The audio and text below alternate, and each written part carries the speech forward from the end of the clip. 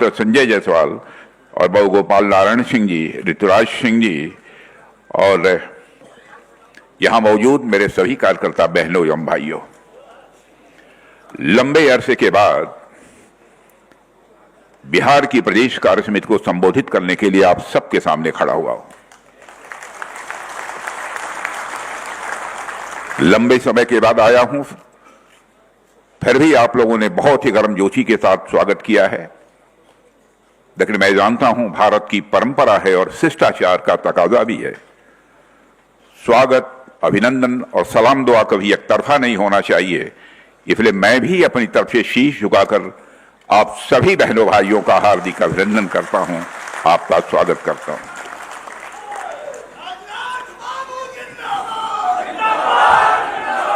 बहनों भाइयों, आप किसी साधारण राजनीतिक पार्टी के कार्यकर्ता नहीं हैं। आजाद भारत में आपने देखा है कि नेताओं की कथनी और करनी, कृति और कथन, वर्ड्स और डीड्स में अंतर होने के कारण भारत की राजनीति और भारत के नेताओं पर से जनता का विश्वास धीरे धीरे कम होता चला गया। भारत की राजनीति में विश्वास का संकट निरंतर गहरा होता चला गया। लेकिन आप सीना ठोक कर दावे के साथ कह सकते हो कि भारत की राजनीति में पैदा हुए इस विश्वास के संकट को चुनौती के रूप में किसी राजनीतिक पार्टी ने स्वीकार किया है तो हमारी और आपकी पार्टी या भारतीय जनता पार्टी है। मैं दावे के साथ कहता हूं, हमने जो भी वादे चुनाव के दौरान किए, अक्षरशः हर वादे को पूरा किया। मैं प्रेस के दोस्तों से भी कहना चाहता हूं कि हमारे चुनावी घोषणा पत्र को उठाकर देख लें कि हमने जो कहा है वो किया है अथवा नहीं है। लेकिन यह तीसरा कार्यकाल हमारे प्रधानमंत्री मोदी जी का जो है, उसमें अभी 4 साल शेष हैं। इस बात का भी ध्यान रखा जाना चाहिए। इसलिए बहनों भाइयों, यह हम सबका सौभाग्य है। लोकतंत्र में यदि किसी राजनीतिक पार्टी के कार्यकर्ता के रूप में हमें काम करने का अवसर मिला है तो हिंदुस्तान की नहीं, मैं कह सकता हूं कि दुनिया की सबसे विश्वसनीय राजनीतिक पार्टी है, सबसे क्रेडिबल राजनीतिक पार्टी है। मेरे बहनों भाइयों, बिहार की धरती पर आने के कुछ दिन पहले मुझे संघाई कोऑपरेशन ऑर्गेनाइजेशन डिफेंस मिनिस्टर्स की बैठक में भाग लेने का अवसर प्राप्त हुआ था।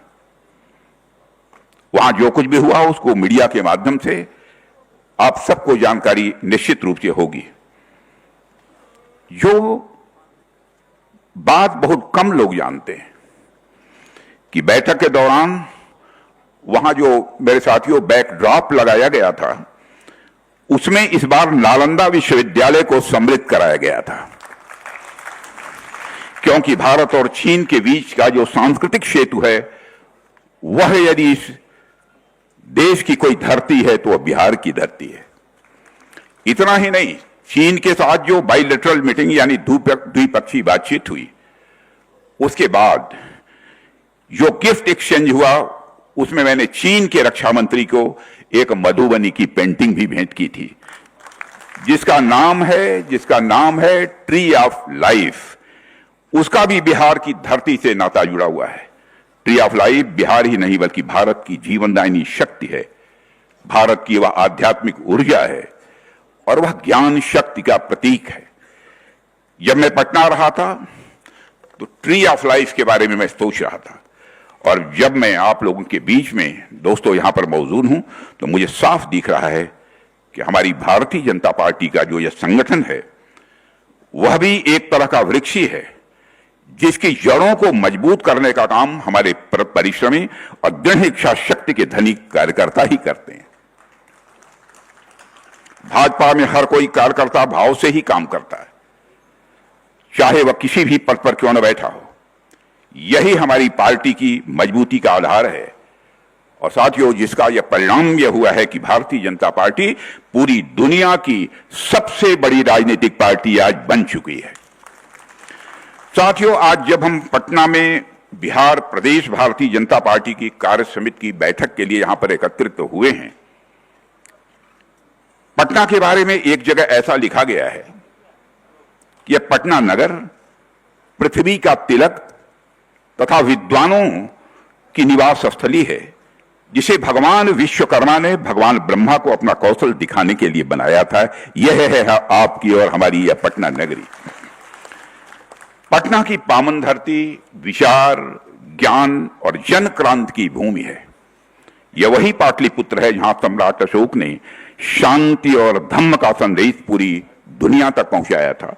यही वह भूमि है जहां चाणक्य ने राजनीति और राष्ट्रनीति के शाश्वत सिद्धांत रचे थे और जहां आर्यभट्ट ने खगोल और गणित के क्षेत्र में भारत को विश्व गुरु बनाने का काम किया था। इसलिए भूमि केवल इतिहास की ही नहीं, भविष्य के भी निर्माता है।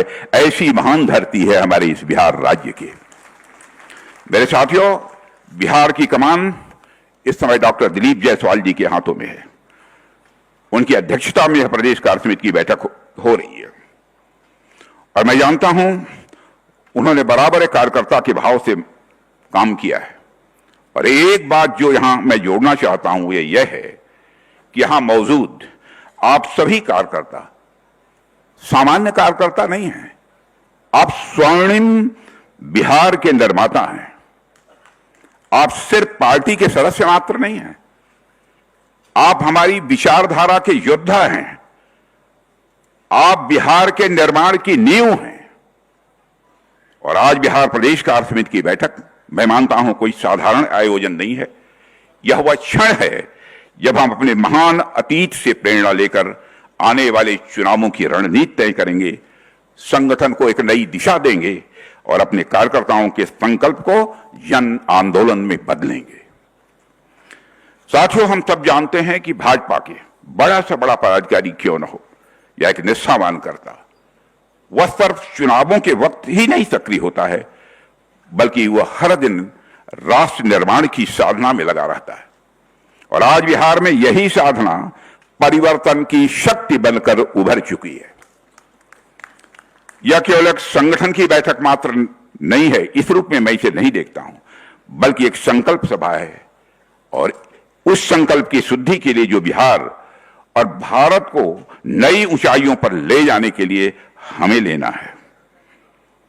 और मैं भारतीय जनता पार्टी के कार्यकर्ताओं को पिछले 40 वर्षों से बहुत नजदीक से मैं देख रहा हूं, उनके साथ काम किया है मैंने। बहनों भाइयों, ये हमारा कार्यकर्ता ऐसा है कि एक बात प्यार और मोहब्बत से बात कर लो तो अपनी पार्टी के लिए और देश के लिए अपना कलेजा निकाल कर रख देता है। ऐसा यह भारतीय जनता पार्टी का कार्यकर्ता है। दहशत पैदा करके इससे काम नहीं कराया जा सकता।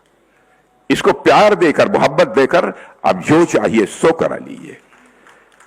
प्रधानमंत्री नरेंद्र मोदी जी ने विगत 11 वर्षों में सिद्ध किया है, मेरे बहनों भाइयों, कि भारत बदल सकता है और भारत आगे बढ़ सकता है, बशर्ते नेतृत्व सुदृढ़ हो, नीयत साफ हो, नीति स्पष्ट हो और राष्ट्रहित सर्वोपरि रखा जाए। अब हमें यही विश्वास बिहार के हर निवासी के दिल तक पहुंचाना है। उसको पहुंचाने का काम यदि कोई कर सकता है तो आप जैसे भारतीय जनता पार्टी के कार्यकर्ता ही कर सकते हैं। अगर बिहार का खोया हुआ गौरव कोई शक्ति लौटा सकती है तो केवल भारतीय जनता पार्टी और एनडीए ही लौटा सकती है और कोई दूसरा नहीं लौटा सकता है।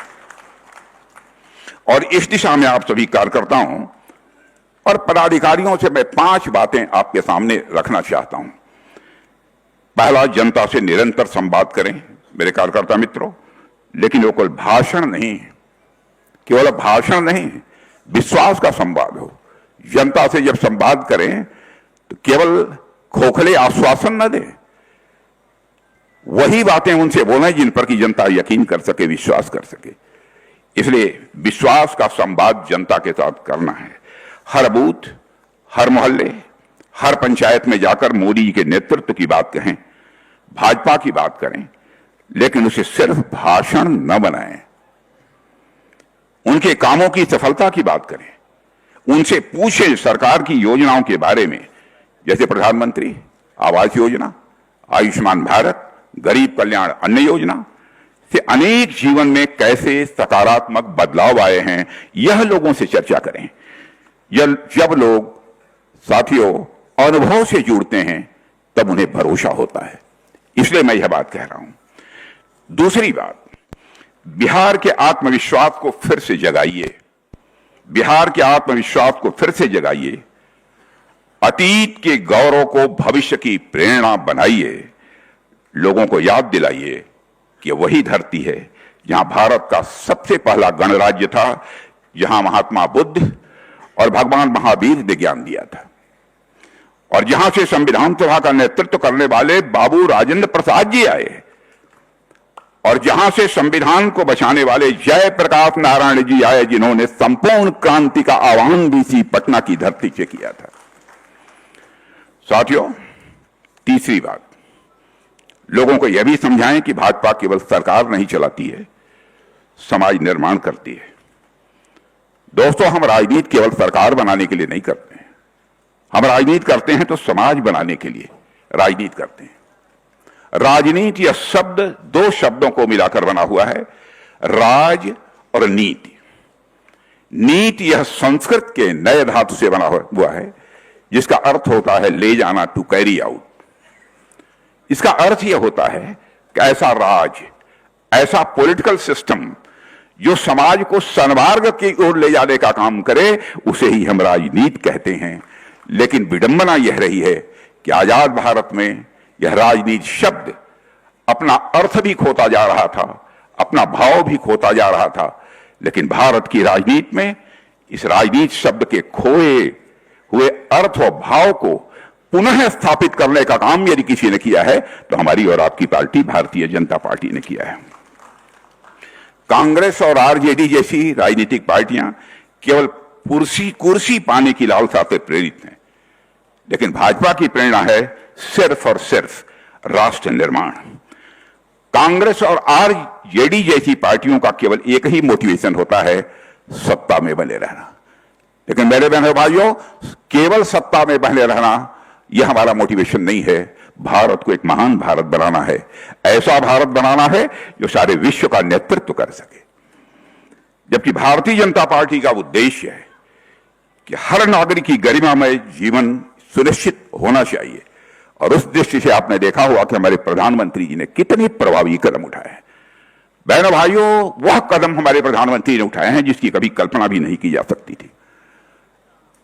लोग ये सोच नहीं सकते थे, क्या इतना भार कोई केंद्रीय सरकार आर्थिक भार वहन कर सकती है। अब सारी योजनाओं के लिए विस्तार पूर्वक चर्चा करूंगा, लंबा समय होगा। उन्होंने ऐसी नीतियां बनाना जिसमें हर वर्ग का विकास हो। समाज का कोई वर्ग ऐसा शेष नहीं बचा है मेरे बहनों भाइयों जिस वर्ग के लिए हमारी सरकार ने काम न किया। और सभी को आत्मसम्मान के साथ जीवन जीने का अधिकार सुनिश्चित हो, यह भी हमारी सरकार ने किया है। साथियों, भारत की अर्थव्यवस्था आज विश्व की बड़ी अर्थव्यवस्था बने, इसके लिए हम सभी लोग प्रयत्नशील हैं। और आप जानते हैं, हमारे देश की अर्थव्यवस्था आज विश्व की तीसरी अर्थव्यवस्था बनने की ओर तेजी से आगे बढ़ रही है। आज हम चौथी बड़ी अर्थव्यवस्था बन चुके हैं, तीसरी बड़ी अर्थव्यवस्था बनने की ओर हम तेजी के साथ बढ़ रहे हैं।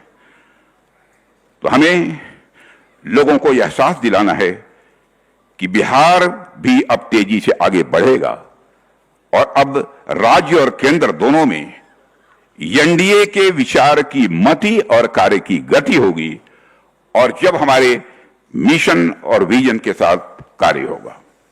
चौथा, हमारे कार्यकर्ताओं को मोदी मिशन का वाहक बनाइए, यह मैं आपसे निवेदन करने आया हूं।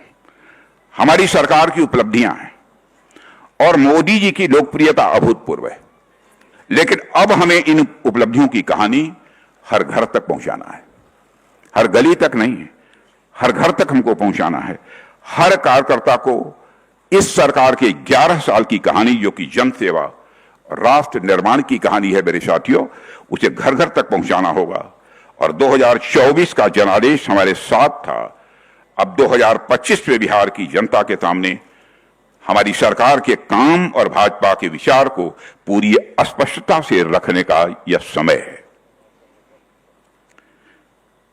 साथियों, पांचवी बात, विपक्ष के द्वारा अलग अलग प्रचार किए जाएंगे, झूठी अफवाहें फैलाई जाएंगी, तो विपक्ष की झूठी बातें और भ्रम फैलाने की राजनीति को तथ्यों और तथ्यों के साथ जवाब दीजिए, और जवाब दीजिए तो आत्मविश्वास के साथ जवाब दीजिए।